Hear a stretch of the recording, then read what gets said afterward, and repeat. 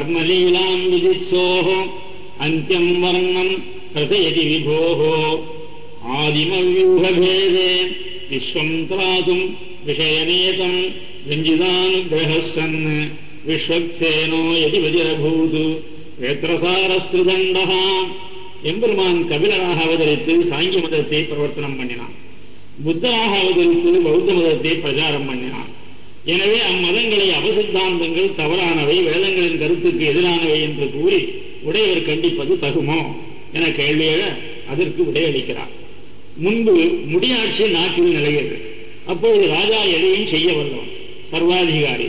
இந்நிலையில் ஒரு ராஜா தான் தோன்றித்தனமாக மந்திரிமார்களை கலந்து ஆலோசியாமல் தான் நினைத்தபடி உத்தரவுகளை தண்டோரா மூலமாக பிறப்பித்து பொதுஜனங்களுக்கு நல்லது எது தீயது எது என்று யோசிக்காது கண்டபடி காரியங்களை செய்தால் நல்ல மந்திரிமார்கள் மக்களிடையே வந்து ராஜா புத்தி தடுமாறி இவ்வாறு செய்கிறார், நீங்கள் ராஜா சொல்வதை கேட்டு துணிந்து எதையும் செய்து விடாதீர்கள், ராஜா சொல்வதை கேட்டு அதன்படி நடப்பீர்களாக பின்காலத்தில் என்னென்ன கஷ்டங்கள் உங்களுக்கு உண்டாகும், உங்கள் குடும்பத்தினருக்கும் நேரும்.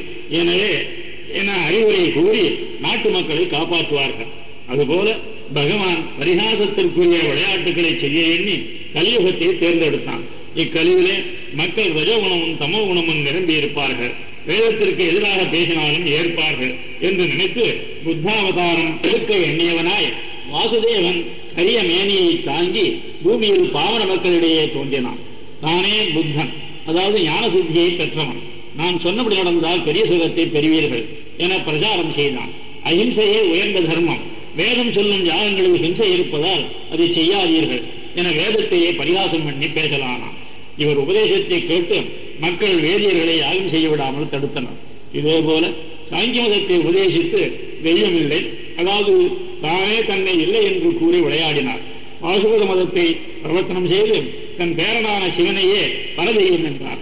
அத்வைதத்தை பேசி உலகெல்லாம் பொய் என்றார். இம்மதங்களை தழுவிய சிஷ்யர்கள் பலர் தோன்றி ஒவ்வொரு மதமும் அவரவர்கள் அறிவாற்றலுக்கும் கற்பனை திறனுக்கும் ஏற்ப பலவாக பிரியத் தொடங்கின. விளையாட்டில் எப்படி பல்வகைகளும் பல்வகை விளையாட்டு கருவிகளும் உண்டோ அம்மாதிரி தத்துவ விஷயங்களிலும் பல்வகையாக பரிகாசத்திற்குரிய பேச்சுக்களை பேசி லீலா விபூதியில் விளையாடினார். இம்மாதிரி பரிகாசமாக பேசுவதும் பரமனுக்கு ஒரு விளையாட்டு. துவாபர யுகத்தில் தன்னையே மணக்க விரும்பிய ருக்மணியை போரிட்டு மீட்டு வந்து கல்யாணமான பிறகு அவளோடு ஏகாந்தத்தில் பேசினார். நிஷ்கிஞ்சனா வயம் சஸ்வது நிஷ்கிஞ்சன ஜனப்பிரியாக கிருதாவயம் குணைஹீனாக விஷ்ணுமிகி ஸ்லாகிதாயதா ததா ஆத்மனோ அனுரூபம் வை பஜஸ்வ சத்திரியர்கலாம். ருக்மணி, நானும் ரொம்ப ஏழை, ஏழைகள் தான் என்னிடம் வருவார். எனக்கு பிரியமானவர்கள் ஏழைகளே. உன்னிடம் வரும் விற்றுக்களின் வார்த்தையை கேட்டு என்னை பதியாக வருத்தி விட்டாய். உண்மையில் என்னிடம் நல்ல குணங்கள் எதுவும் கிடையாது. எனவே உனக்கு ஏற்ற இளங்காலையான சத்திரியனை அடைந்து சுகமாக இரு என்று பரிகாசமாக பேசினார். ஆனால் புத்திசாலியான ருக்மிணி அதை ஏற்கவில்லை.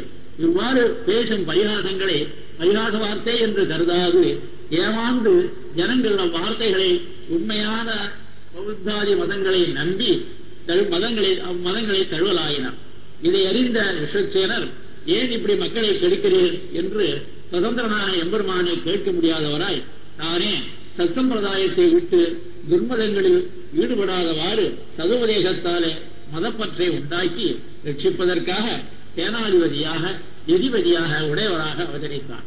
அதாவது வாசுதேவன் கரிய உருவத்தனாக மாறினதுமே பூலோகத்தில் கலி வந்தபடியால் அதை பயன்படுத்தி கொண்டு அங்கு அவதரித்து விளையாடப் போகிறான் என்பதை அறிந்து சாதுக்கள் கட்ட மதங்களில் பிரவேசித்து ஆத்மாவை கெடுத்துக் கொள்வார்களே என பதறி கஜேந்திரனை காத்த பரமன் ஓடியது போல் அரைகுலைய தலைகுலைய போட்டபடி பூலோகத்திற்கு ஓடி வந்து உடையவராக அவதரித்தாராம். அப்பொழுது செங்கோலாகிய பெரும்பையும் எடுத்துக் கொள்ளாமல் வந்து விட்டாராம். உடனேயே செங்கோலும் தாமில்லாமல் ஒரு காரியமும் நடக்காதே என்று எண்ணி எதிபதியின் கையில் திருதண்டமாக முக்கோலாக அவதரித்தவன். லட்சம் புத்தேஹே ரசிகரசனாலாஸ்ய லீலாநிதானம் சுத்தாஸ்வாதம் கிமபி ஜெகதி ஸ்ரோத்ர திவ்ய ஊஷதம் மகான் லட்சாலட்சைஹி சிதஜலதிவது பாதி தாத்பர்யரத்னைஹி லட்சுமிகாந்த ஸ்படிகமுகுரஹ லக்ஷ்மணார்யோபதேசஹ.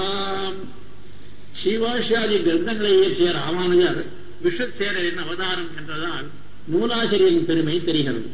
அதே போன்று அவர் நூலுக்கும் பெருமை உண்டு என்கிறார். இங்கு ஒரு நூல் எனில் முதலில் படிக்க ஆரம்பித்ததுமே நமது புத்தியை கவர்வதாக இருக்க வேண்டும். 2, பிறகு படிக்க தூண்டுவதாக இருக்க வேண்டும். 3, அதன் கருத்து அனுபவிக்கத்தக்கதாகவும். 4, அதை விளக்கி பிறருக்கு அழகாக எடுத்துச் செல்லக்கூடியதாகவும். 5, நாம் சொல்வதை கேட்பவருக்கு பூஜ்யமாக தொடர்ந்து கேட்க வேண்டும் என்கிற ஆசையை தூண்டுவதாகவும். 6, கேட்டால் பாவத்தை போக்குவது போன்ற நன்மைகளை தருவதாகவும். 7, சொல்லும் கருத்துக்கள் உரியவனவாகவும். 8, எளிதில் புரிந்து கொள்ளக்கூடியவனாகவும் இருத்தல் வேண்டும். இந்த 8 வகையான குணங்களும் ராமானுஜ சூழ்ச்சிகளுக்கு உண்டு என்கிறார் நம் தேசியம். ஸ்ரீபாஷ்ய நூல்கள் தெளிவான நீர் போன்றவை. வால்மீகி தீர்த்தமாட செல்கிறார்.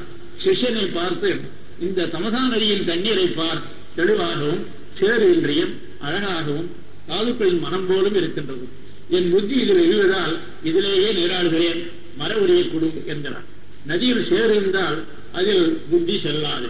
நாம் பழுத்த அழகிய ரசமுடைய பழத்தை பார்த்தால் நம் மனம் அதிலே செல்கிறது. எனவே புத்தேகே லட்சியம். அவர் நூலை கையில் எடுத்து பிரித்ததுமே அது நம்மை கவர்கிறது. சம்ஸ்கிருதத்தில் அறிவை பற்றி ஸ்மிருதிஹி யஜீத விஷயா மதிஹி ஆகாமினி மதா புத்திஹி தாத்காலிகி புரோக்தாம் பிரஜா திரைகாலவர்த்தினே. கடந்ததை பற்றிய அறிவுக்கு ஸ்மிருதிஹி என்றும், பின்னால் ஏற்படும் அறிவுக்கு மதிஹி என்றும், பார்த்தவுடன் உண்டாகும் அறிவுக்கு புத்திஹி என்றும், முக்காலமும் உள்ள அறிவுக்கு பிரஜா என்றும் பெயர். இங்கு புத்தேகே லட்சியம் என்றதால் இவர் நூலை பார்த்ததும் படிக்க தோன்றுகிறதாம். பாசுபதாதி மத நூல்களிலோ புத்தியே எழுவதில்லையாம். ரசிக ரசனால் ஆசியலீலா நிதானம். மேலும் இவர் சூக்தி ரசிகர்களின் நாக்கினுடைய நர்த்தன லீலைக்கு காரணமாக இருக்கிறது. அதாவது நாவினால் நன்கு உச்சரித்து படிக்க தோன்றுகிறது. அதன் பொருளை உணர்ந்து ரசிக்கும் ஆற்றல் வேண்டும். கங்கை நீருக்கும் கலங்கிய பாழும் கிணற்று நீருக்கும் வாசி அறியாதவர்களும் சாதாரண காவியத்திற்கும் ராமாயணம் போன்ற பெருங்காப்பியத்திற்கும் வாசி அறியாதவர்களும் அரசிகர்கள். இத்தகைய அரசிகர்களுக்கு பாஷ்யாதிகள் ரசிக்காமல் போனால் குறையாகாது. தாகம் உடையவனுக்கு தெளிந்த ஊற்று நீரை பார்த்ததுமே அதை பருக நாக்கு நர்த்தனமாடுகிறது, துடிக்கிறது. அதுபோல சாஸ்திரரசம் அறிந்தவனுக்கு மத கருத்துக்களை அறிய எதிபதியின் நூல்களை படிக்க நாக்கு துடிக்கும். சுத்தாஸ்வாதம். ஜுரத்தை போக்க மிளகு கஷாயத்தை பருகினால் அது ஆனந்தத்தை அளிக்காது. வெயிலில் தவிர்த்து தாகமுற்றவனுக்கு குளிர்ந்த தெளிந்த நீர் பருக பருக ஆனந்தமாக இருக்கும். அதுபோல ஸ்ரீபாஷ்யாதிகள் படிக்க படிக்க ஆனந்தமாயிருக்கும்.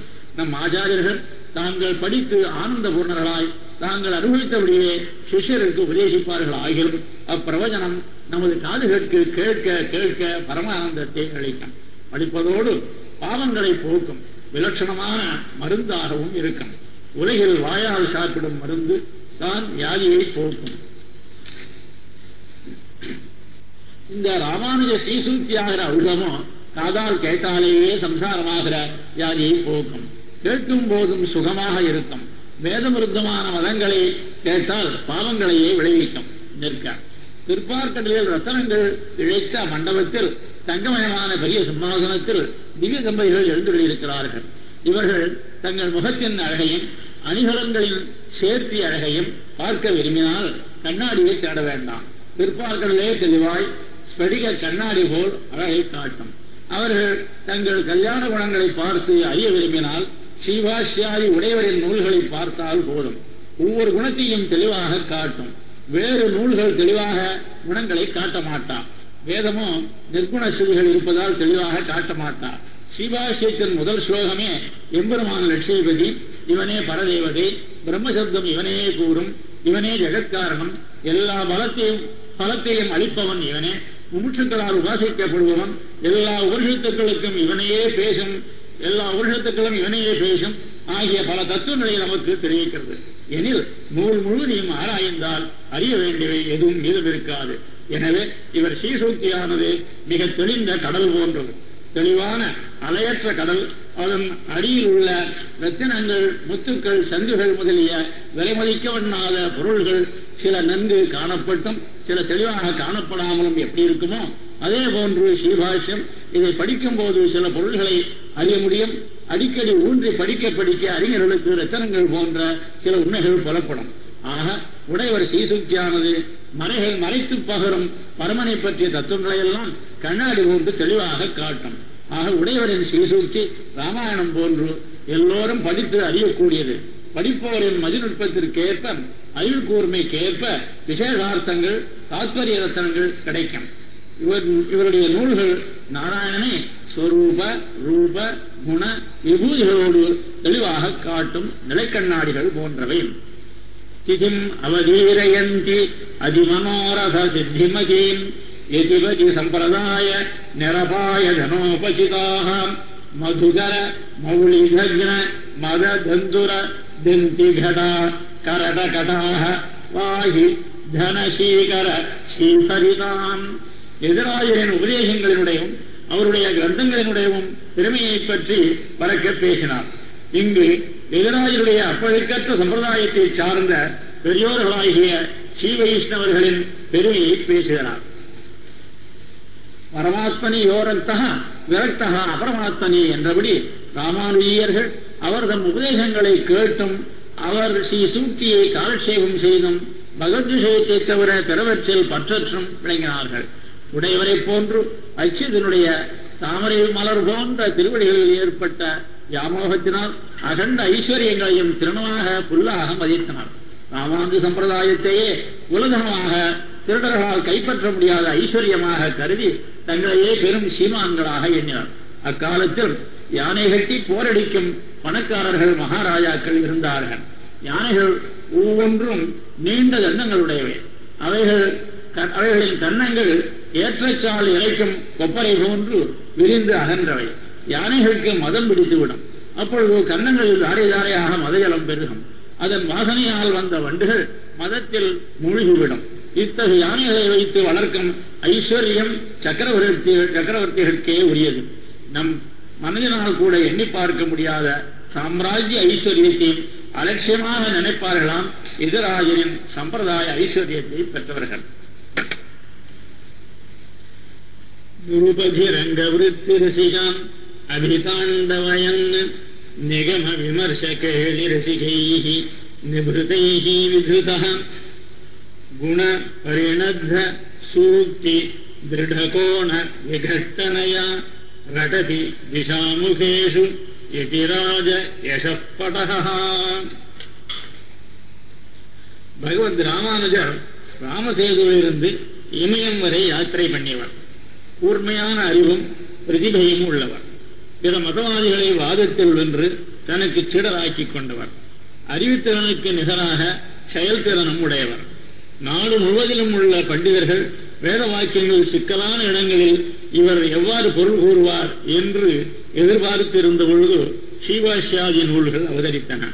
இதன் பிரச்சாரம் ஸ்ரீரங்கத்தில் தொடங்கி நாடு முழுவதும் சீடர்களின் மூலம் பரவத் தொடங்கியது. இதை இங்கு கவிநயத்தோடு எடுத்து காட்டுகிறார். ஸ்ரீரங்கம் என்றால் அழகிய நாட்டிய மேடை. மேடையின் எதிரே ரசிகர்களின் கூட்டம். நட்டுவனாரின் தாளத்திற்கு ஏற்பவும் படகம் எனும் வாத்தியத்தை நூலால் பிணைத்து கட்டிய கோலால் அடித்து எழும் ஓசைக்கு ஏற்பவும் பரதநாட்டியம் நடக்கிறது.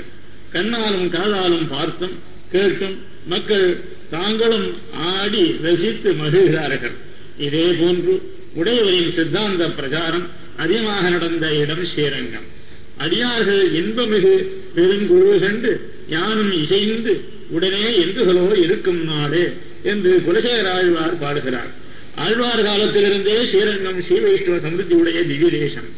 நாகமுனி ஆளவந்தார் முதலிய ஆச்சாரியர்கள் வேதாந்த கிரந்த காலட்சேபம் சாதித்து வந்த இடம். உடையவர் காலத்தில் கேட்கவும் வேண்டுமோ, ஸ்ரீரங்கத்தில் கோயிலிலும் வெளியிலும் மடங்களிலும் ஆசிரமங்களிலும் ரசிகர்கள் குழுமியிருக்கிறார்கள். ரசக என்றால் எம்பெருமான். வேதம் ரசோவைசக என்று பரமுருகனையே ரசம் என்கிறது. அவனுடைய கல்யாண குணங்களை பேசி மகிழ்வர்கள் ரசிகர்கள். இவர்கள் வேதத்தில் உள்ள பேதஸ்ருதி, அபேதஸ்ருதி, நிர்குணஸ்ருதி, சகுணஸ்ருதி வாக்கியங்களை ஒன்றுக்கொன்று எதிரான பொருள்களை கொண்டவை. அவற்றுக்கு சாஸ்திர விரோதம் இல்லாமல் பொருள் சொல்லும் அழகு ராமானுஜருக்கே உரியது என்று வேதத்தின் பொருளை ஆராய்ந்து உடையவரின் புகழை பற்றி பேசுகிறார்கள். இதை கேட்டு ஆனந்தத்தை மனதிலே அடக்க முடியாமல் ஆனந்த கண்ணீர் சொரிந்து உடையவரின் பெருமையை நினைத்து நினைத்து கூத்தாடுகிறார்கள். இத்தகைய உடையவரின் புகழ் ஆகிற ஒரு வாத்தியம், அந்த வாத்தியத்தின் பெயர் படகம். அதை 100 குச்சிகளை கட்டி ஒன்றாக